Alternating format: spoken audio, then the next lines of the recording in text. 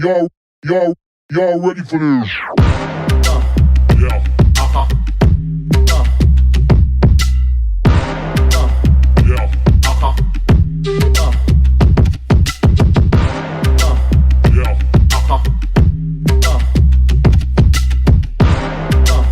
Yeah. Hey everyone, welcome to the show, the Subscribers League, and I'm here to give you some great fantasy content, things that you may know, may not know, but I want to help you to compete. I want you to contend, and I'm trying to help you win a championship. So I started these leagues, the show Minor League, I do videos on that. I also have done a Subscribers League, and I'm loving this league. It's competitive, it's fun, it's challenging, and we're having a blast. So before we get into the recaps, I always go into some fantasy football advice. Now, this week was absolutely insane. In fact, in my Survivor pool, I was 8-0. I picked the Bills to beat the Jags because that's going to be the easiest one. There's a couple of those challenging ones this week. And, of course, 9-6. All of a sudden, I'm out. Actually, I'm not out in that league. There's 3 mulligans you can have. But the other guy who was first place with me picked Dallas over Denver. And so we both lost. And so there's a big tie, like 4-way tie for first place. But anyways, just a heads up, like you've got to assess this week. It's really hard to assess week 9. There were some bye weeks. Tom Brady was gone. Different guys like that were out. All the Buccaneers, different players. But then these injuries, some of these injuries were absolutely nuts. And we're going to get into that in the recaps. But I want to talk to you about the quarterbacks. But I want to get first into the running backs. Number 1 running back in the NFL this week, Week 9, was not Jonathan Taylor. It was James Conner. Now, this is the crazy thing about James Conner. James Conner usually gets a touchdown or 2, hardly any yards, but not this week. 96 yards, 2 touchdowns, 77 yards receiving, and a touchdown. So 3 touchdowns, had 35 fantasy points, had a monster week. Jonathan Taylor destroyed the Jets, as we saw on Thursday Night Football. Nick Chubb was number 3 at 28. Mixon was 23. And then Nyheim Hines. Seriously, think about this for a moment. Nyheim Hines, the Jets were so bad that we produced the number 2 and number 5 fantasy running back. Then we have Kamara, Gordon, and the guy who's on waivers nobody had was Devontae Freeman off the Baltimore Ravens. He had 14 fantasy points, so he's available. I don't have much fab in this league, so it doesn't matter. But let's go quickly to the quarterback situation. This was the most shocking part. So Lamar Jackson in our league was the number 1 with 32 fantasy points. Justin Herbert, 31. And then it goes number 3 quarterback of the week was Matt Ryan. Are you kidding me? Vexa, well done, buddy. 28 fantasy points. Josh Johnson was number 4. Think about that for a moment. Nobody even knows who Josh Johnson is. Because, White was supposed to be the guy there. And next thing you know, he comes in and he's the 4th best guy. And then, of course, Carson Wentz is number 5 because he had a monster week against the Jets. Bridgewater, 6. Like, this is what we're talking. What are these names?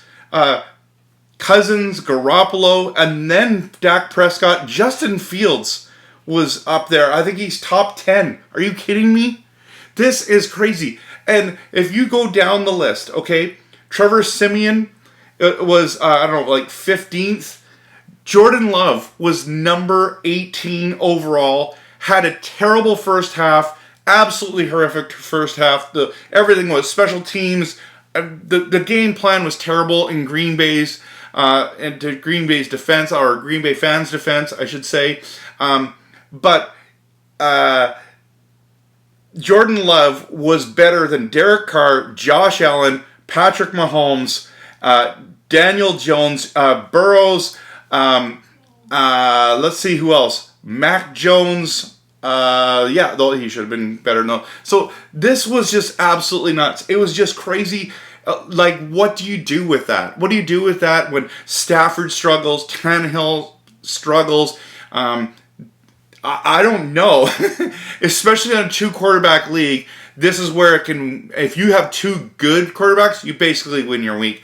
Then if we move over to the wide receivers real quick, week 9, the top, I should say, 6 wide receivers, nobody in our league even has, so they didn't even start. So it shows that the wide receiver position really, really struggled. And this is where sometimes when it comes to that, like the quarterback's one thing, running back's another thing, but wide receivers, it was just a gong show.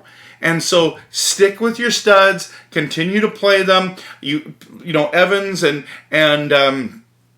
Godwin are back this week. That'll make a difference for some people's teams. But man, when Elijah Moore is the top fantasy wide receiver with 20 points, I don't know what to say about that. Okay, let's dive in to the league here. And what a nuts week if you look at it. We'll just start off with my matchup. Underdogs, are you kidding me? 1 win. Comes up with the big next win. And of course, it's against me. Like, of all teams, it's against me. So, 95-73. My team just stunk. But here's what I'm talking about when it comes to 2 quarterbacks that could win you a week. If you look at it, Carson Wentz for Underdogs and Jimmy G. Those are 2 of the top ones as we were talking about. What's Jimmy G here? 1, 3, maybe 6, 7 on the list. And then you had Wentz, who was number 5. And so that is, when you have that happen, and it's a bad week like this, you're going to win. So I wanted to say congratulations to the Underdogs here, and well done. You needed the win. That was a monster win for you, but for me, it was not good. So it knocked me down in rankings, but good on you. Let's go over to the fantasy football team. Still love that name, by the way. I think it's so creative with the Washington football team, and the logo is really cool and everything. He comes up with the win, even though Vexa with the 1-8 thing record almost wins this 96-116. Vexa, well done.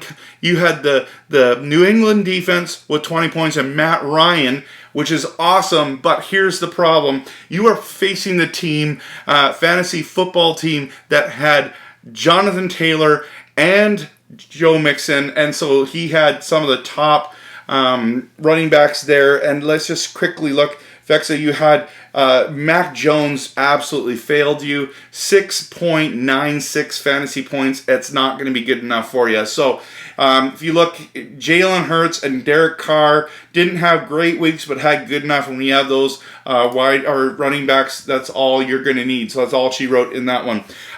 VI Raiders. Listen.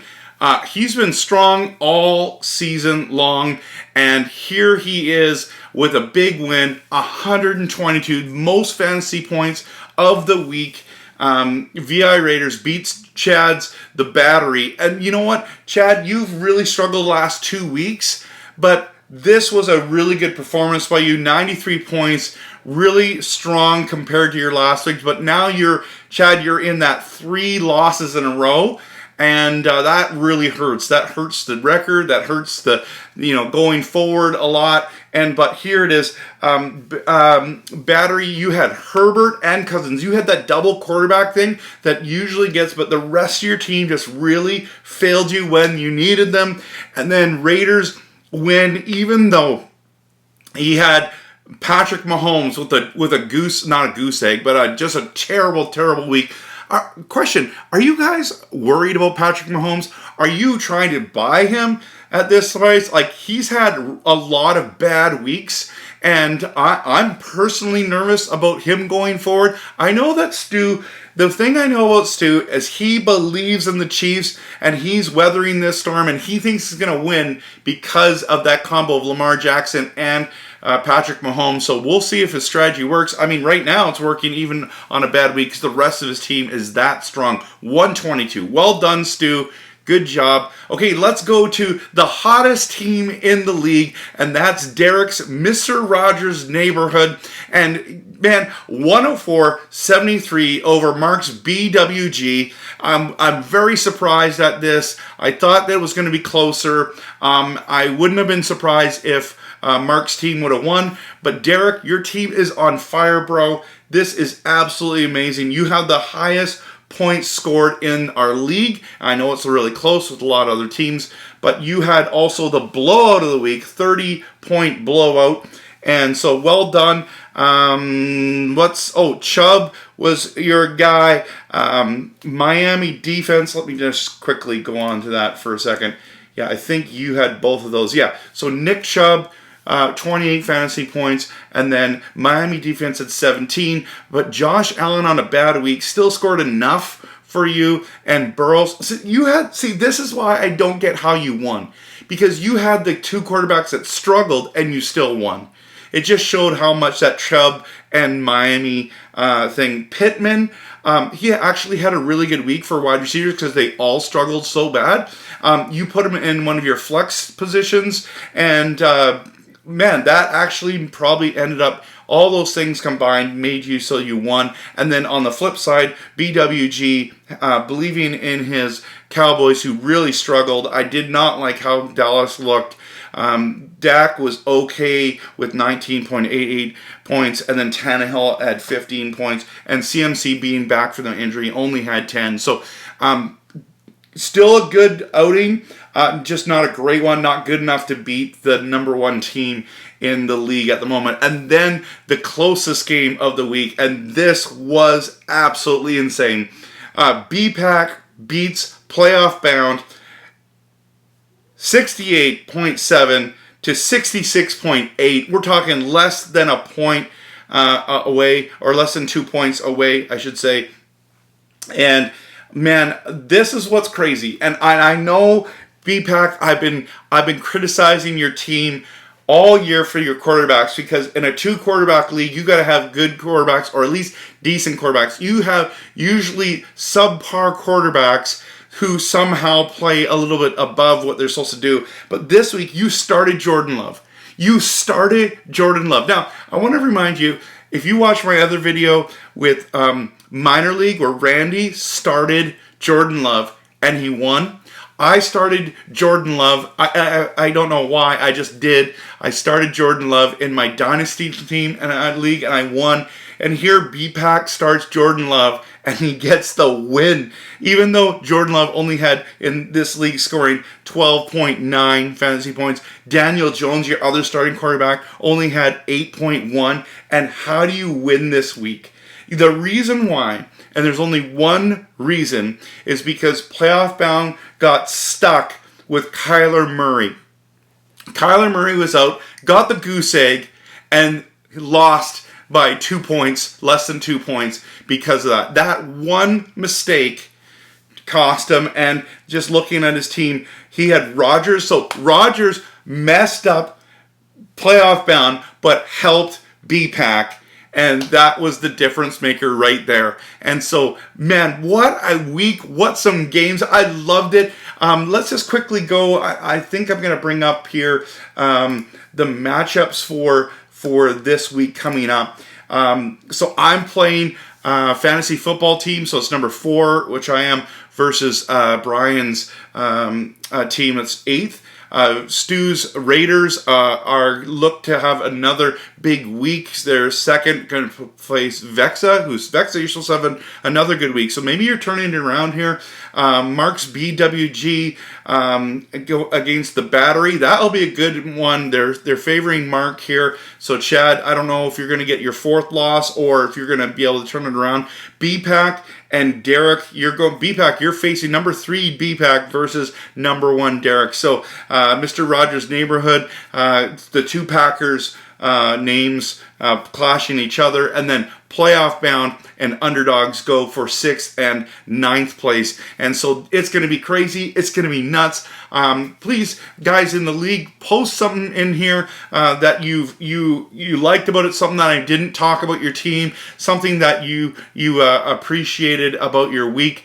And thanks everyone for watching. Hope you have a great day, and make sure you comment, like, and subscribe so you can get all these videos. We'd love for you to see them all and love some feedback. Anyways, have a good day. Y'all ready for this?